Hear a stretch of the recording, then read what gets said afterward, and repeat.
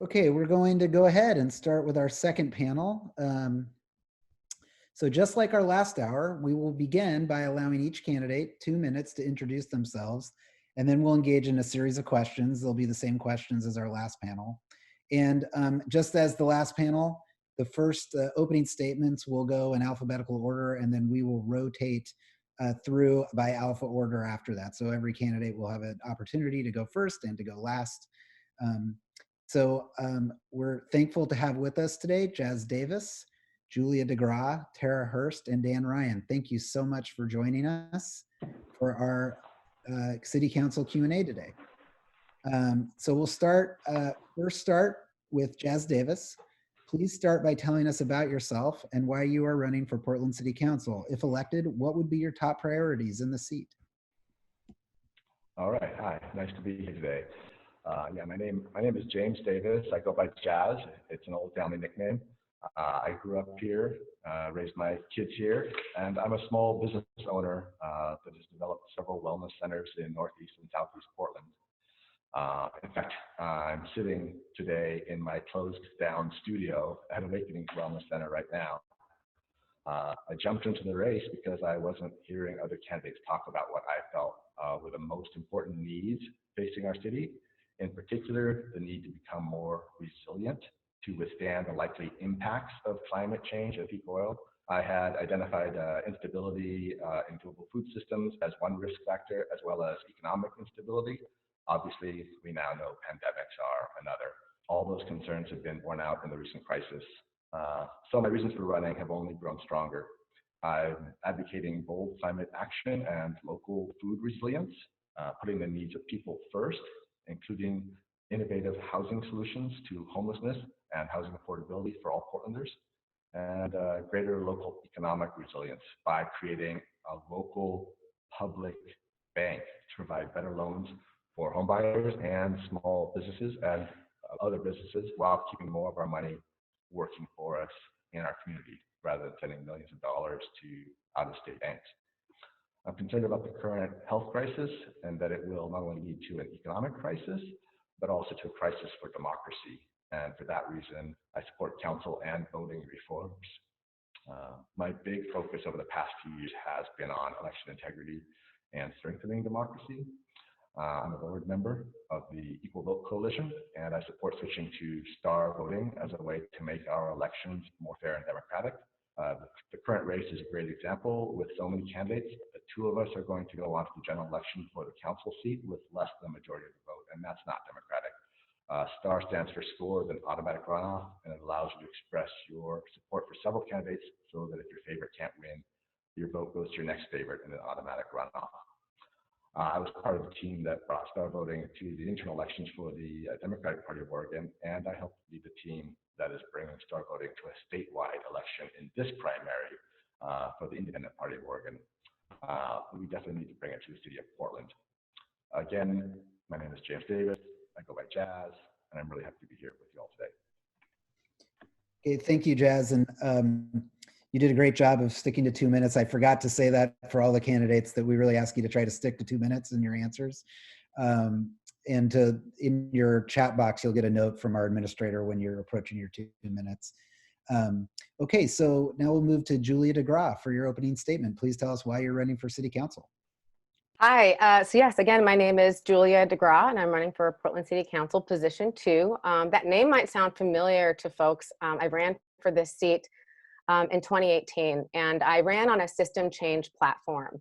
I recognized very early on, I've been working on this issue for about 3 years now, that we need to elect people from every part of the city using city council districts in order to increase representation from every part of the city. I lived east of 82nd Avenue, and you can see daily what the lack of representation looks like in the lack of paved roads, the lack of sidewalks and street lights, the number of folks who are dying or being injured on our streets in East Portland is a testament to the fact that we have been underrepresented and underserved on city council since the 70s and 80s when we were forced to annex into the city. And representation matters, and it shows in those that lack of services. It also makes it easier for women and people of color to run for office if we elect folks from districts, and it will free up our elected officials to officially focus on the things that really matter, which is coming up with long-term policy solutions to our biggest problems and pooling our resources across bureaus and across jurisdictions to solve our biggest problems like housing and climate change, which require massive amounts of collaboration and combining our resources and working across jurisdictions and bureaus to address them, right? You know, housing doesn't exist in a bubble. We shouldn't create policy like it does, right? It also enables us to do a better job of partnering with community organizations and doing public-private partnerships when we have elected officials that are focused on solving our biggest problems and providing constituency services. When you have a constituent coming to you as a representative asking you to solve their problem, you are that one-stop shop. You're going to make sure they're getting their needs met because you represent them. That's something that's really missing in the current system. And I think the inefficiencies of the commission form of government that are showing up in terms of really inefficient permitting processes, they're incredibly opaque and hard to navigate. We're going to clean those up because our constituents are going to be demanding that we do that, and we're going to be responsible to them. So I really support the system change platform. You can't talk about equity if you're not talking about changing our system. And I've been talking about this for years. I'm not doing this because it's convenient, because the Portland Tribune made it a big issue. I'm not doing this because of the City Club report. I'm doing this because I recognize from the beginning that we cannot do our jobs if we're not serious about changing our form of government, especially in terms of how we deal with crises. So that is why I'm running for Portland City Council, and I hope to have your vote this May. Okay, thank you, Julia. Next, we'll hear from Tera Hurst. Hi, everybody. Thank you so much for doing this. These are still hard to get used to, I will admit. And it looks like my son is going to join us for this one. So my name is Tera Hurst, and I'm running for position 2. A little bit about me. My story starts at 19 when I hit my rock bottom. I was using drugs and alcohol, and life had become completely unmanageable in my world. It took a friend of mine driving me around all night to keep me awake while I waited for a detox bed. Had I not gotten a detox bed and then into rehab, I wouldn't be here today, and I wouldn't have the life that I have today. That took me to South Florida, where I turned 20 in rehab and ended up in South Florida and really had no plans for college or what I wanted my career to be. And so, my life has taken kind of a untraditional path. I was waiting tables, I was cleaning houses, and I answered an ad in a newspaper, which turned into a sales job at a car dealership and a Chevrolet dealership in South Florida, and ended up really liking it and being good. And I was 21 and worked my way through the dealership to become the general sales manager. So I've run an actual large enterprise, a multi-million-dollar business that is also, with a large profit. Moved to Portland. It looks like I'm running out of time. Moved to Portland, went to Portland State, got my degree in social work, and that's really what got me into politics in Oregon. I've been a community organizer for Basic Rights Oregon. I've worked in the legislature, and that's where I was recruited to become Charlie Hales's deputy chief of staff when he was mayor, then chief of staff. And now I'm currently the executive director for Renew Oregon, the largest statewide climate coalition. And I'm running for the same reasons that I've experienced in my background. I care a lot about the climate crisis, and cities are going to have to lead on this. We saw that in the state. I care a lot about our houseless community and our houseless population. And I bring I'm going to wrap up because I'm going to respect that it's asking me to wrap up, but I have lots to say and we'll have an hour. Thank you very much, Tera. And we'll finish opening statements with Dan Ryan. Yeah. Hi, thank you for putting this form on. Thank you, members of the Portland Business Alliance. And you got to laugh sometimes because I guess some other Dan Ryan got the link, and so I was delayed, but he might have done a better job. Anyway, it's great to be here. I was born and raised in Portland. I happen to be the youngest of 8. I have 6 older brothers. That's probably one reason why I have a lot of patience and persistence. And, you know, we grew up in really small homes back then. So I went to college, first in my family to finish. I was able to build a career. And then in 1995, I found myself in one of those difficult positions. And I was told by my doctor that I needed to make plans. I had been living with HIV for 12 years at that time. And I had 6 months, they said, to a year to live. So I moved back home. My sister was here, and that's who I felt comfortable with taking care of me. The good news is, around that time, some new medicines came out, and within a year, I was able to suit up and serve the city that I love. And in that time, I worked at Portland State University, where I was a development director for the first capital campaign, raised $200 million. I was at the ballet during the onset of the Great Recession, trying to keep dancers on stage and joy in our city.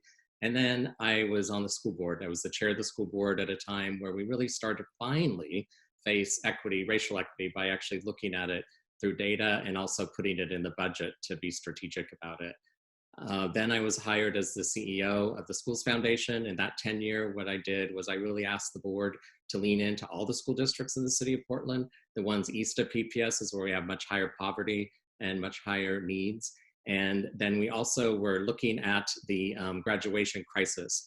And for that, we really needed a new solution. We had to get out of the isolation of only education involved, and we actually really leaned into business, because those are the future employers and employees. And this is always a long-term economic plan for our city, is our K-12 system.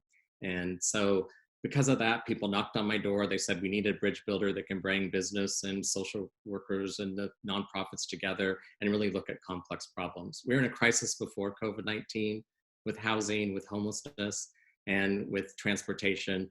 And now we can't dither any longer. It's right here. It's a great time to move forward in a crisis. I look forward to the discussion today. Thanks. Okay, thank you all very much for your opening statements. Okay, so the first question will be about housing and homelessness, and we'll start with Julie DeGraw. Each year, the Portland Business Alliance conducts polling and economic research on the economic status of our region. This year, in our survey, nearly half of voters named housing and homelessness as their top priority. And just note that this poll was done before we entered the COVID-19 crisis. The research also showed that 46% of renter households in the Portland region are cost burden, and 25% of owner-occupied households are cost burden, meaning they're spending more than 40% or more of their monthly income on their housing costs. We know that the number of Portland area residents experiencing or threatened with homelessness is likely to rise as the extent of the economic toll of coronavirus becomes more apparent. Please talk about what you'll do if you're elected to Portland City Commissioner to address this challenge. Are there any particular policies and programs that you support that address homelessness in particular in the region? We'd like to know your position on the Metro Homeless Services measure and anything else you'd like us to know that you plan on doing to take on housing and homelessness. And we'll start with Julie DeGraw.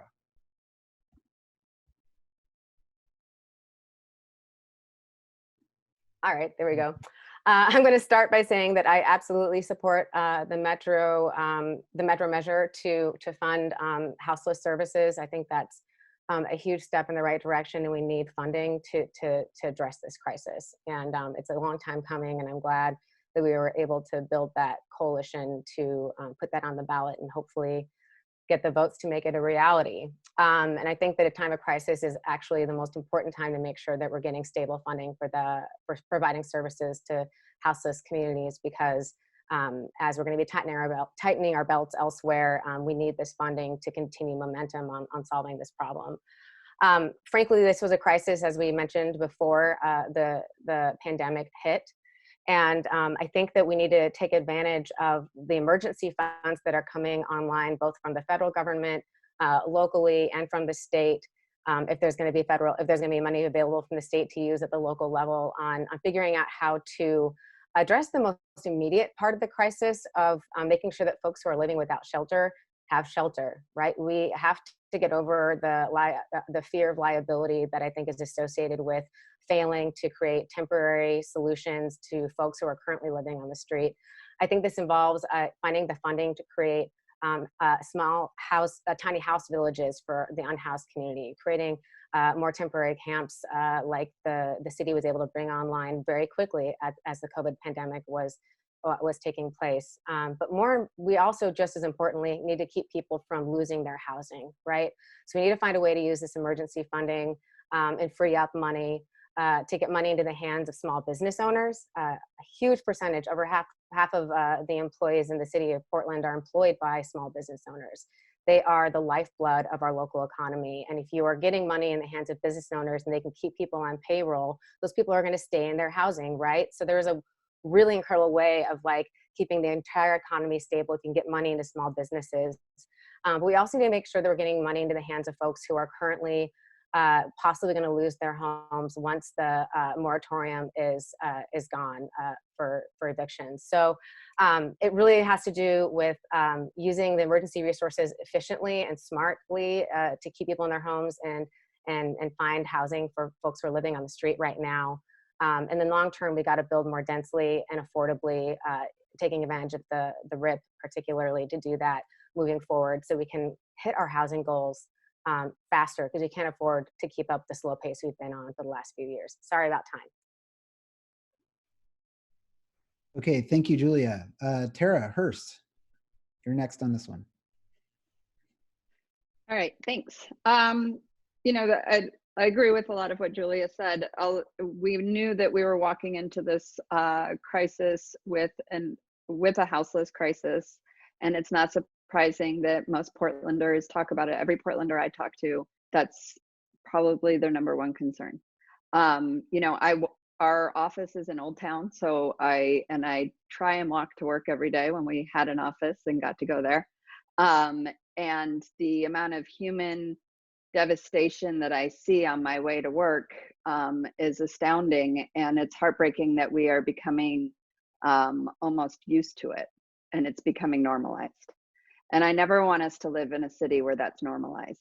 And I think that there are some things that we are missing, and part of the reason I'm running, and I talk a lot about my past with alcohol and addiction and my the services I was able to get to, is because I experienced it when I was trying to get other folks and somebody I really care about into services in the city of Portland, and how hard it was. We were facing a 6-month waiting list for sober housing. Sober housing is a really simple way of creating the next kind of transition or the continuum of care for people who are trying to get into long-term recovery. And this can be anything from a house with a couple bedrooms and somebody who is sober and monitoring the house and just making sure that folks are doing what they, holding up their end of the bargain, but also it's a community. And for people in recovery, community is everything. And that's something that we need to understand as we're building out this houseless services program is, are we creating long-term sustainability, or are we just doing a 3-day quick fix? I would advocate that we ensure that we're really looking at how do we make this a longer term. If we're going to invest our funds, let's do it into not just a quick fix, but something that will actually help people thrive in our city.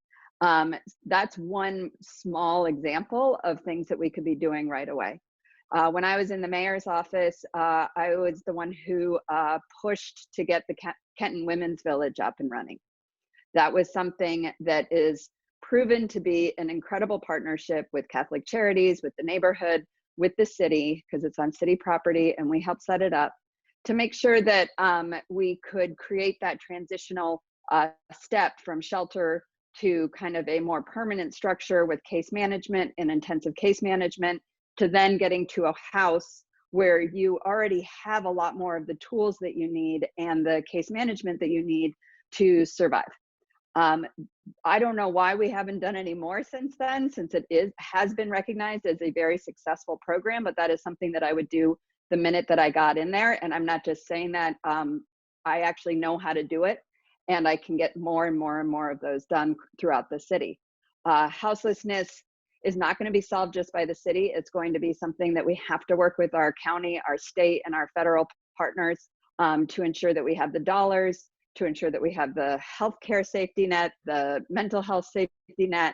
But it is a complex issue, and it's something that we absolutely have to address, because it is these are our sisters, our brothers, our husbands, fathers, and we need to make sure that we're addressing their needs. Okay, thank you, Tara. Next, we'll hear from Dan Ryan.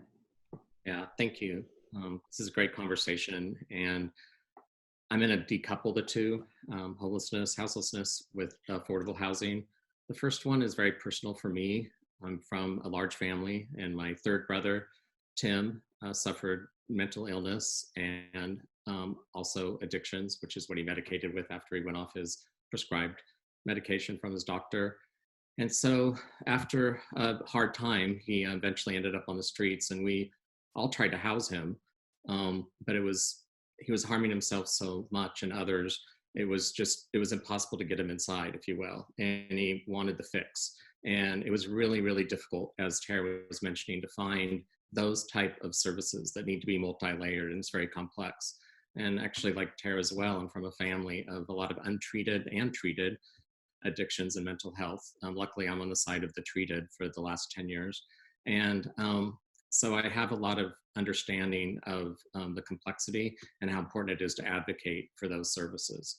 I think that we have failed to provide those complex services in the city, and it's baffling to me. I think we've also been unwelcoming at times to some of the solutions that have been offered by some in the communities of faith and the nonprofits, and we need to be more welcoming and open and break dirt, if you will, to get those built. When it comes to housing, it's kind of similar. I think the state did such a good job of passing exclusionary housing. And for some reason, the policy at the city doesn't seem to be compatible with that, or we'd be breaking ground and having more multi-unit housing built that would lower the price point, and we'd have it in walkable neighborhoods near frequent transit. I'll always fight people that are NIMBY folks that don't want that in their backyard. Our city's growing, it's changing. We need to have that type of housing. And I think there's some purity in our policy that's messed up right now. And it's important when a policy isn't getting you the results that you need to be honest about it, evaluate it, and recast it so we can improve the footprint. And we've been underperforming on the construction of affordable housing for at least 20 years. And after a while, that adds up. And my time is up. Okay, thank you very much, Dan. And Jas Davis, you'll give us a closing statement on this question. Okay, great. First of all, I appreciated quite a few of the comments of some of the other candidates on this forum, and I resonated with several of those. I definitely agree that we need a sustained pause, for those who have said this, a sustained pause on mortgages and rents while people are not allowed to work by order of the government, so that we do not worsen the current housing crisis. We need to look into expanding rental assistance vouchers and even potentially mortgage assistance vouchers. We should take a housing first approach to houselessness. There are more people experiencing houselessness in Portland than the population of most small Oregon towns. And we need to make sure that we are providing shelters and housing pods for those people with services on site, as well as addiction treatment for people struggling with addiction. We must end the practice of sweeps and stop effectively criminalizing houselessness, which is stop sending police to deal with the health and social welfare needs of the houseless. That can only worsen a bad situation. And we should be making better use of Portland Street Response and programs like that, and also our park rangers, who are often the first line of response in working with the houseless. And I believe we need a variety of housing solutions to bring down the cost of housing, from residential co-ops and co-housing to other forms of group living, intergenerational living, ADUs, SROs, tiny home communities, housing pods, more plexes, more cottage clusters, small and moderate-sized apartments. But beyond that, we need to implement ways to slow the upward market pressure on housing prices and rents. The 2009 housing crash saw a shift to a lot more foreclosures and a scramble to purchase homes for speculative purposes, to build wealth and generate income. And the city can take steps to slow this process and remove incentives to bid up housing costs, which effectively raise rents. So we need to find ways to start treating houses first and foremost as homes again, and less like commodities. And finally, I believe the city should allow first right of return for individuals whose families were removed from their houses by past racist zoning and development practices. And we need to bring that equity lens to dealing with housing affordability.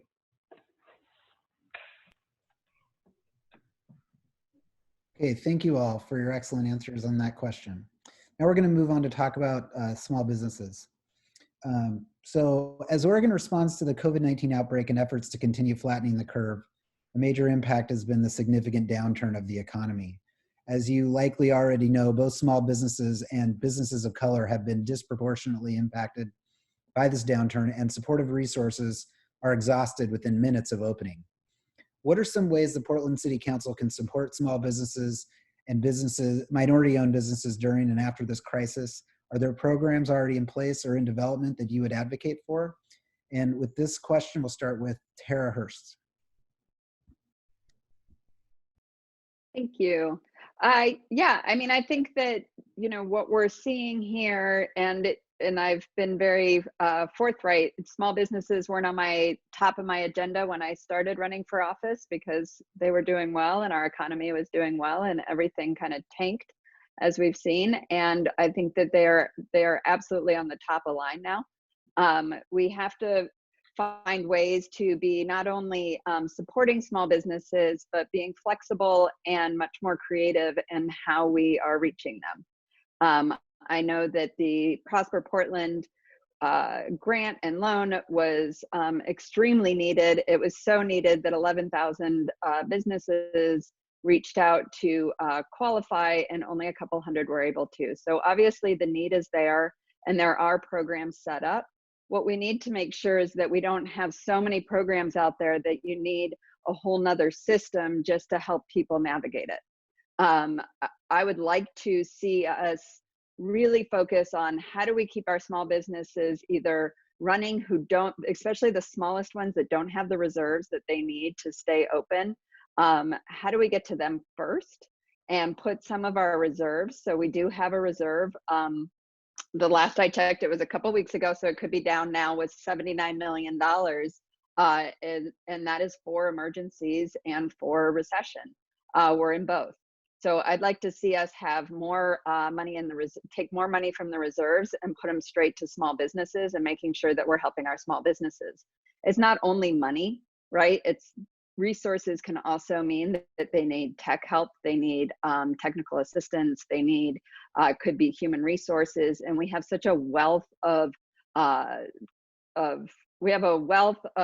professional experience and expertise here, as well as innovators, that we should be able to figure out how to connect these services to the small businesses to help them get back up and running. It is a top priority because one, it gets our employees and it gets folks back into working and getting a paycheck, and that's critical. And the small businesses are Portland.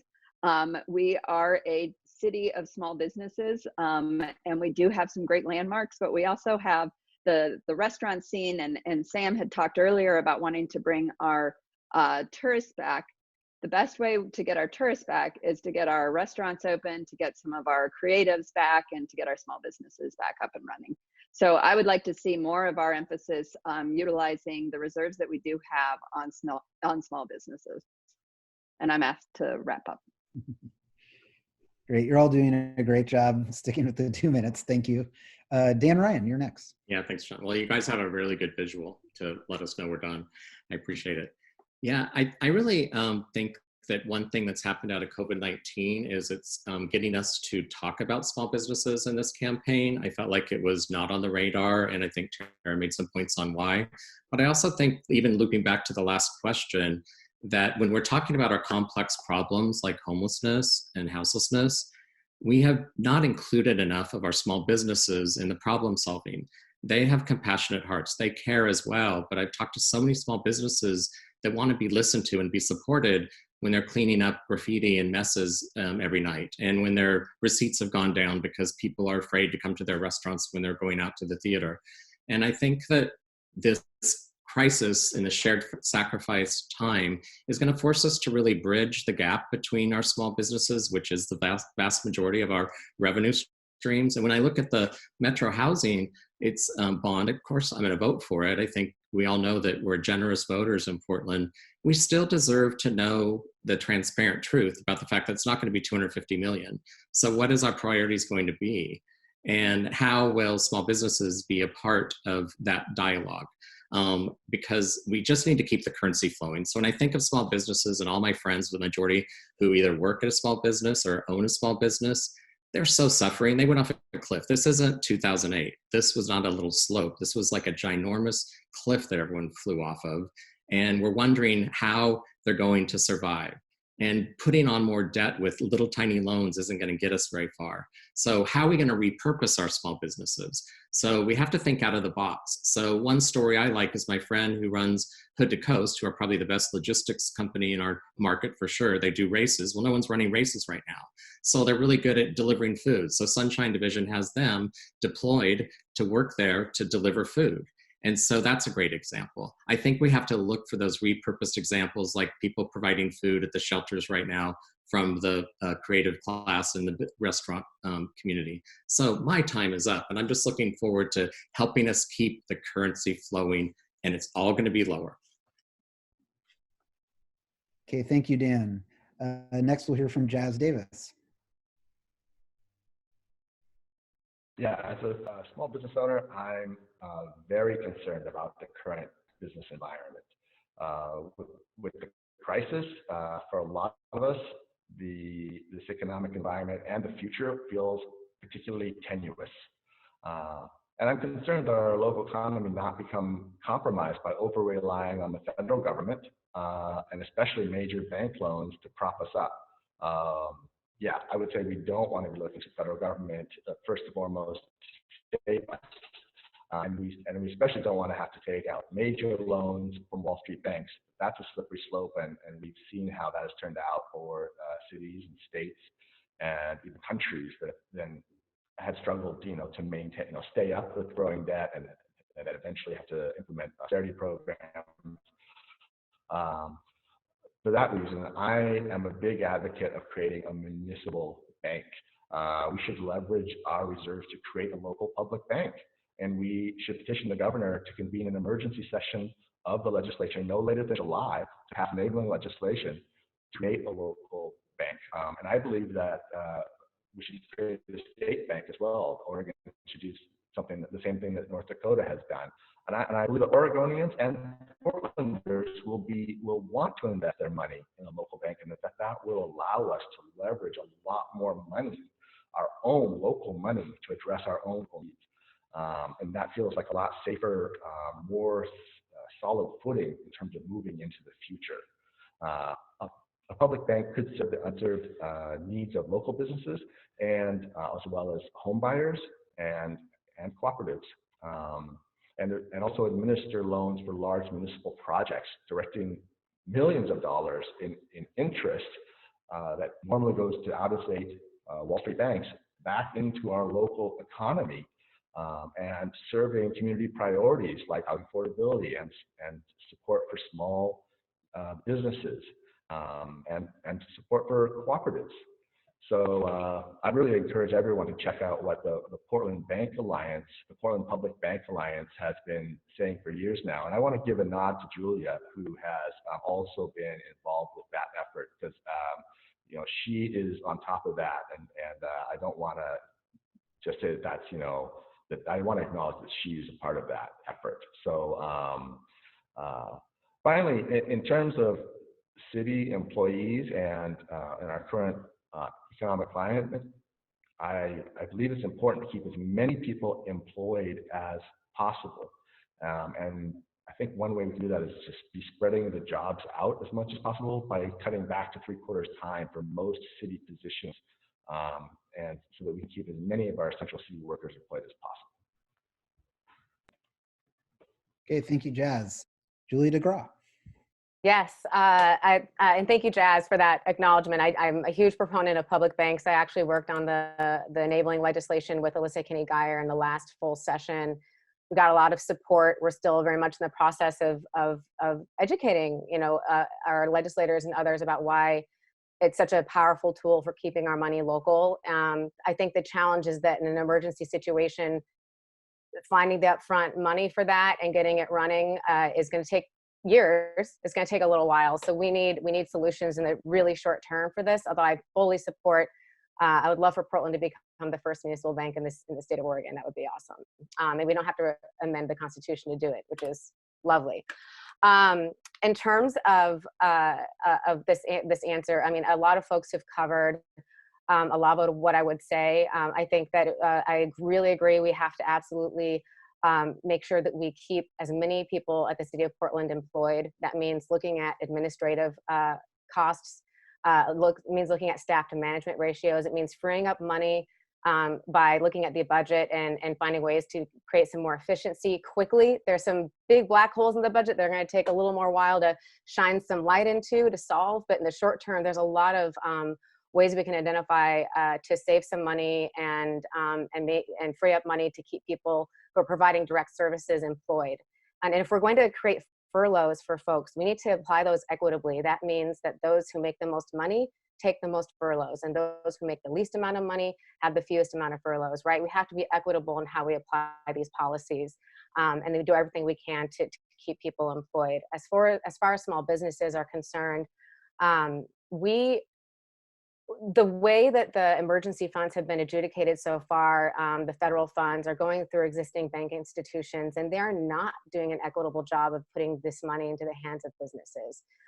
Women and minority-owned businesses have historically been underbanked and are not getting their hands on these resources when they're being dispersed through the traditional systems. We got Prosper Portland, who prioritize women and minority businesses in their aid, and that unfortunately was a drop in the bucket in terms of how much money is needed, right? So I want to make sure moving forward that there are really strong standards and doing the best we can to get this money into the hands of the smallest businesses and the businesses owned by women and people of color who struggle to get financing in the first place, right?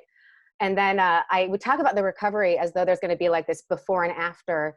We're going to be living with COVID until there's a vaccine. There's going to be a long time of restaurants being open but not being able to dine out, of social distancing, of people having to show up to work or come into businesses just a few at a time, right? I mean, there's so many ways that we're going to have to learn how to live with COVID.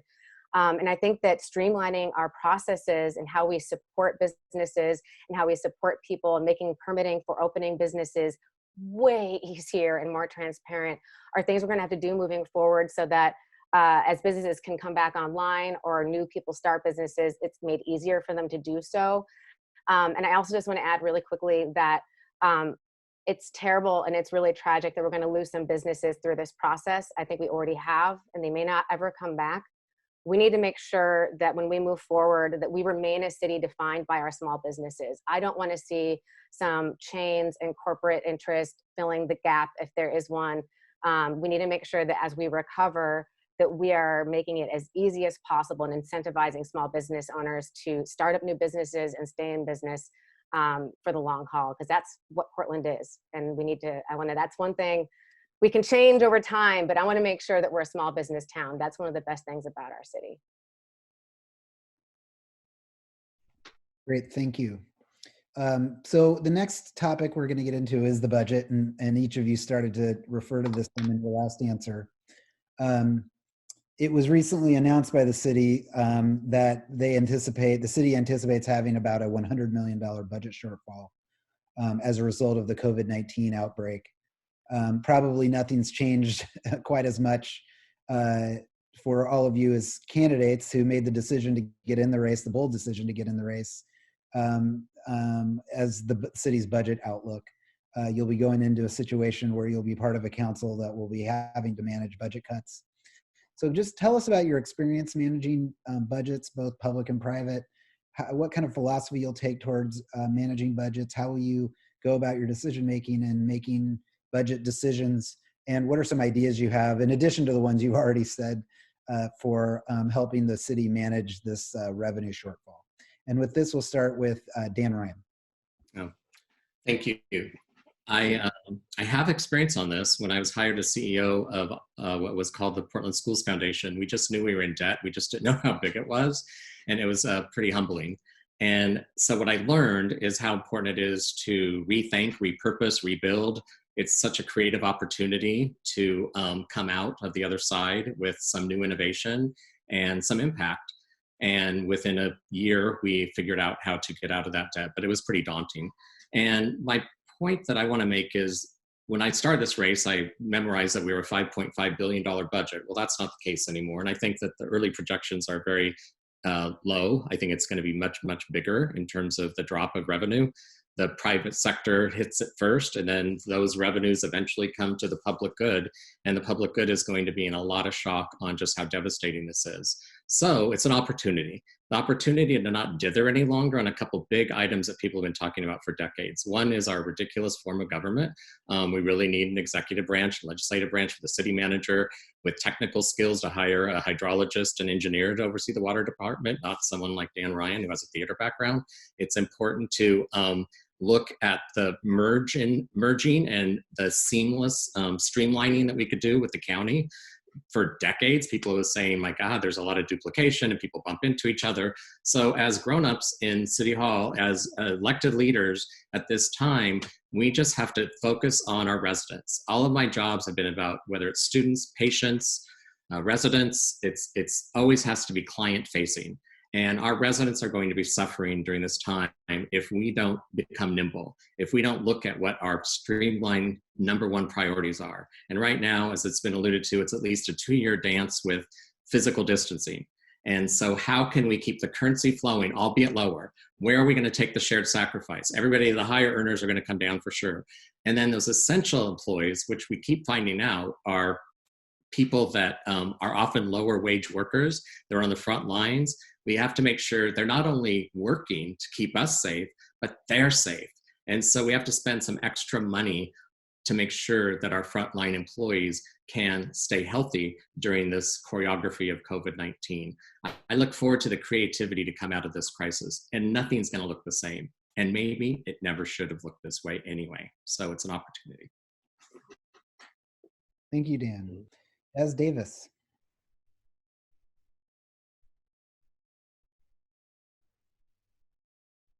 There you go. Yeah. Yeah.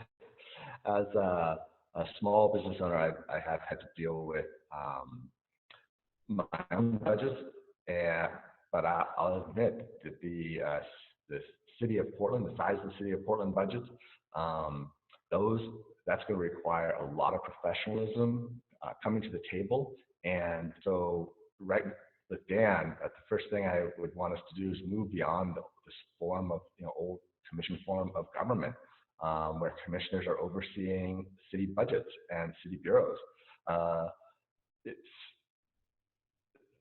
We're not trained, and a lot of us would not be qualified to do a good job. I actually, as a business owner, I actually feel confident going into that situation, but I want to acknowledge that there's special training that goes into administering large departments and bureaus, and we should be hiring professionals to do that work. And definitely we shouldn't be creating turf battles over bureau budgets at the expense of rational policy making. So that is a great place to start. And then in terms of the current crisis, yeah, we're definitely looking at drops in revenues, and I want to be very cautious about getting into a lot of loans to help cover. I'd be very careful in terms of what those loans look like and the terms, and kind of step back and look and put more focus on the city, the people of the city of Portland, and how we can be innovative in solving our own issues as much as possible, and looking at more alliances here across in terms of our own coastal issues on the West Coast. So I think that we can get more creative in solving financial and budgetary issues, but we're going to also have to also involve more collaboration and more engagement of all the people of Portland, and that means changing the way that we govern ourselves, making sure that our city council is actually representative of all of the city of Portland. And so we need to expand the city council to allow for greater diversity of representation on the council, and we need to move to elect council members by district, so that all parts of the city are actually represented on the city council making these kinds of decisions, and so that all parts of the city are involved in allocating resources, not only making policy, but making budgetary decisions that allocate resources to different parts of the city. Because as Julia has pointed out, East Portland has been neglected for decades, and that is, that needs to stop. So democratizing City Hall, bringing more voices to the table, engaging all the creative energies of the people of the city in resolving these issues ahead of us, that's where we need to start. Okay, thank you, Jas. Now we'll hear from Julia DeGraw. Okay, so yes, I believe the question was about how we would, what our experience is with budgets and what our plans are for dealing with the budget crisis that the city is going to be facing. I come from the nonprofit sector, and I've done a lot of political campaigning, like campaigning on ballot measures. So I've overseen budgets for ballot measures ranging from really large statewide ballots to countywide and city level ballots. And I've also managed my own campaign budgets. This is my second time doing that. I've always had, and I also oversaw the budget process for Portland Forward, the nonprofit that I was executive director of, basically between my last run for Portland City Council and this one.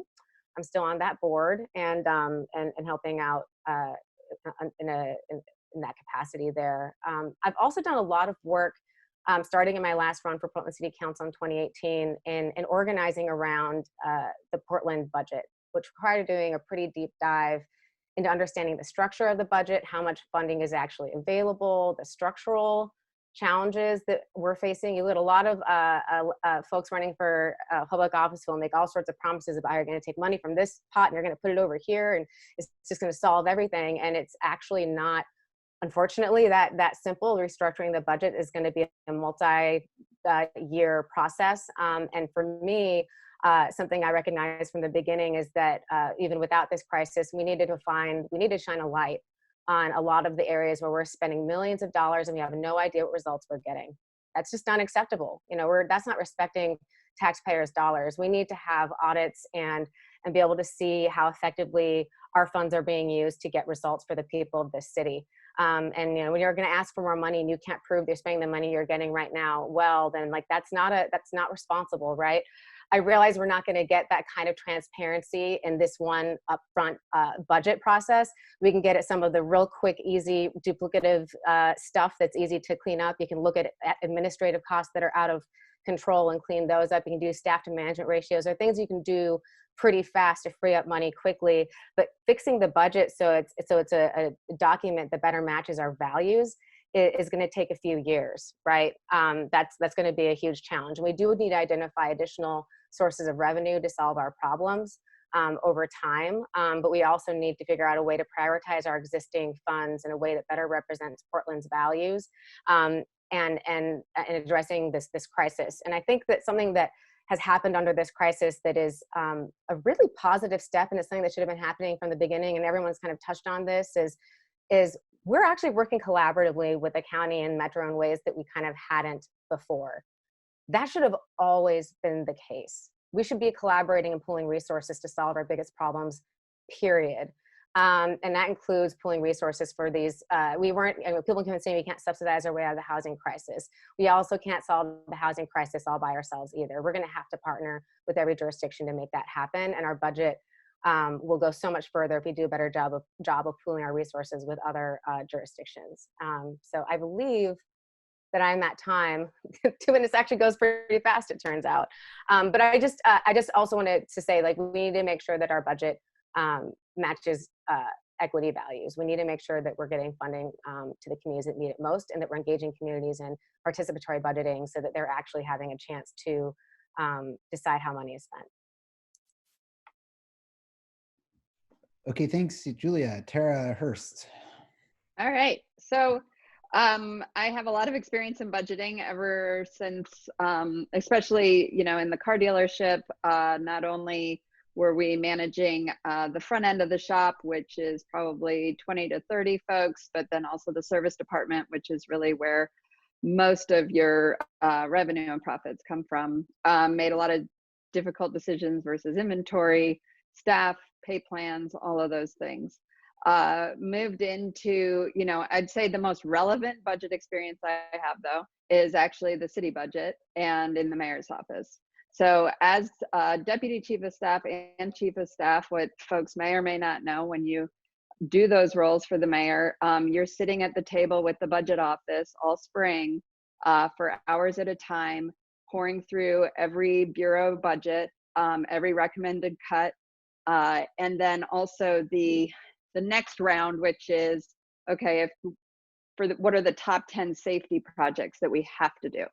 So those aren't ones that we can actually take out, or they're definitely not Washington monuments. When we started that, I noticed that the Office of Equity wasn't sitting at the table. We had a lot of bureaus there. We had our budget folks, but not the actual Office of Equity. So I had asked and requested for them to be in the room as well to help us and make sure that we were really applying the lens of equity to all of Portland budget, and making sure that that was part of our city budget process. The budget process is extremely complicated, and it's not going to change in the next couple of years, like Julia said. I, of course, support us moving form of government and changing our form of government, but also not what we're walking into right now. We are walking into the old system. It will change, I believe, and it has to change, but it's not going to change in the next, probably in the next 2 years. It's going to take time to actually institute and make that and put that into place. So while that's being done, we are bureau managers. We are overseeing bureaus, and we're overseeing bureau budgets. And I'm the only one in this race who's actually done that. And I do think that from the position in City Hall, that's really critical experience to have when we're walking into such an incredible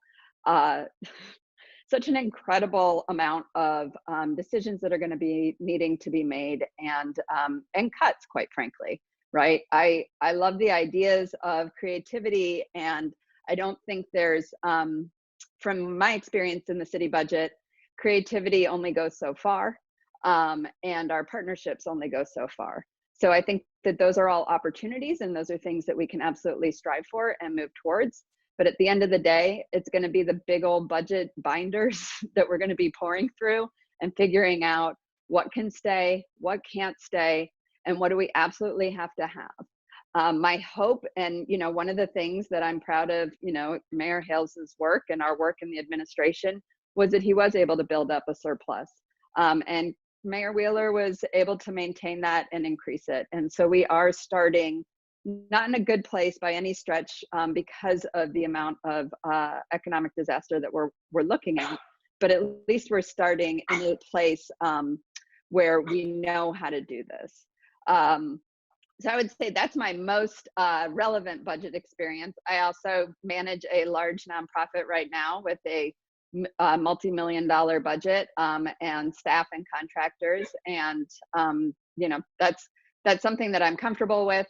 And more importantly, you know, the city budget office and our city economist, Josh Harwood, is they are smart, and they've been doing this for a really long time, and they do come with good recommendations that are based on sound economic modeling, and you know, we are supported and able to help make those decisions. So I'm being asked to wrap up. Great, thank you, Tara. Okay, so we have our final question, which will also serve as a closing statement. And just because of time, I'm going to ask each of you to give a 1-minute answer to this final question. Thank you for that.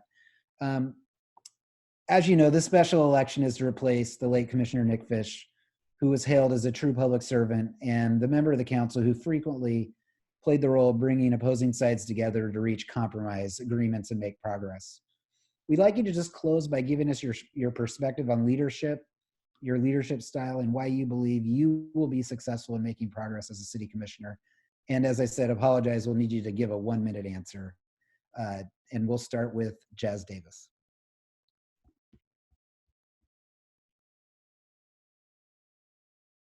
All right, well, thanks again for hosting this forum this afternoon and having us all here. I'd like to just answer that question by saying that my leadership style is one of looking for the win-win-win for all of the stakeholders involved, and to start with listening and making sure that all of the voices are brought to the table. And I think that that's what really needs to happen in terms of moving forward for the city, especially considering that the charter review process is happening this coming year. And we really can't wait to look at making structural changes, because structural changes are necessary for making sure that all of the voices are included, starting in the decades ahead, including expanding our council to allow for more diverse representation on the council, and electing council members by district. So in terms of leadership, there you have it. That's my approach. Is I'm all about making sure that everybody is brought in, all the voices are brought to the table, so that everybody is participating in crafting solutions together. And you can find out more about my vision for the city of Portland by going to portland2020vision.org. Thanks again for having us this afternoon. Thank you. Now we'll hear from Julia DeGraw. Yes, so thank you so much again for hosting this. I really appreciate it. My leadership style is very collaborative. I've spent my 15-year nonprofit career either doing political campaigns or building and managing coalitions. It cannot be about you or your ego when you are managing coalitions, and that has been the vast majority of my career. And that's the kind of energy I'm going to bring into City Hall. I also have taken on some very powerful interests to win on behalf of people. I will always put people first, and I think that's really important in this time of crisis, and people who are here to serve. I am also this person who has been doing a deep dive on a variety of policy issues. I don't have time in 1 minute to go over all the policy issues that I've worked on and that I'm an expert in, but it makes me suited to run into this commission form of government, do the job well, and also not be beholden to the existing power structure, and able to oversee a really strong community engaged process for the charter review year in 2021 to come up with a more equitable representative form of government for our city that better serves the people who live here.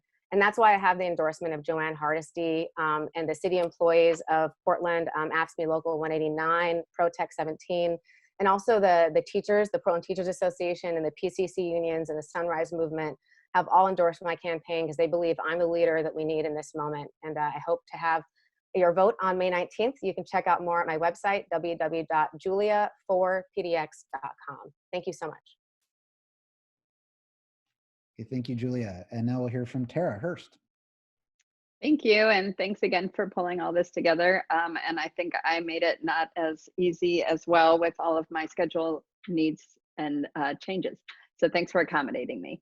My form of leadership is also collaborative. I'm also not one though that will get completely bogged down with the necessary. I'm able to make a decision when we need to make a decision, and I'm also able to set the table and listen to what folks need and bring that voice forward. I think leadership shows up in a lot of different spaces. It's not just from your work, it's also from your for me, it's being the head of my family. I'm a single parent and a sole provider of my household, and that takes a different kind of leadership, right? It's about juggling everything and making sure that you can make every ends meet to raise a great human. It's also in the recovery community. That's why when we saw the gaping hole in our access to treatment, I worked with the board of Oregon Recovers and was part of the founding members of that. So it's also about seeing those holes and making sure that we are addressing them. I feel like I joined this race because it's a job that I know, and it's a job that I think is really critical right now. And I feel like I am the right person at the right time. I have the experience, I have the leadership, and I have the heart to lead us to a recovery that is going to be critical right now. So I appreciate everybody, and we have an incredible list of candidates right now, and I know that it's really hard for folks to make their minds up.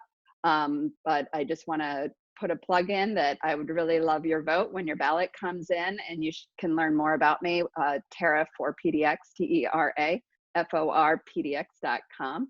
And I look forward to continuing these conversations. Okay, thank you, Tara. And to wrap us up, Dan Ryan. Yeah, thank you. It's wonderful to be on the phone with the wonderful public servants that are in this race. We haven't had enough time to be around each other, obviously. So I always learn a lot. My leadership style has always been inclusive. My leadership style starts with building the best team possible. I know what my weaknesses are, so I hire to them. And I've always been told that I have a great staff. And it's because I get out of the way and let them move. Before it was popular, the all hands raised board was 50% or more of color. This is like going back 12 years ago. And I instituted that right away. To me, equity is a verb. And so you focus on population results and you focus on looking at the data. And if you're getting results, then you're serving the communities of color. If you're not, then stop the proclamations and get humble and figure out what you're doing wrong. In terms of the business community, I actually feel like City Hall has been very distant to the business community. We have to recognize that our revenue comes from business, and too often we have sequestered ourselves away from them. If you look at even Home for Everyone, it's too often just elected officials with those getting the government contracts. I call that kiss the ring meetings, and it's really important to have the tension in the room. I'm known to bring people that don't have the same pathway, but they have the same North Star. They have the same goals. It's time for us to listen to the mom who has 8 children in a 2-bedroom apartment and is trying to be a homeschool teacher right now. And it's also time to listen to the small business owner who has really suffered during our houseless crisis with a lot of extra burdens. They have compassion from very different places, but they're all part of this beautiful city. It's 25 years later. I feel great. I'm ready for one more gig and I'm ready to serve my hometown. Thanks. And look me up on danryanforportland.com. Okay, thank you so much.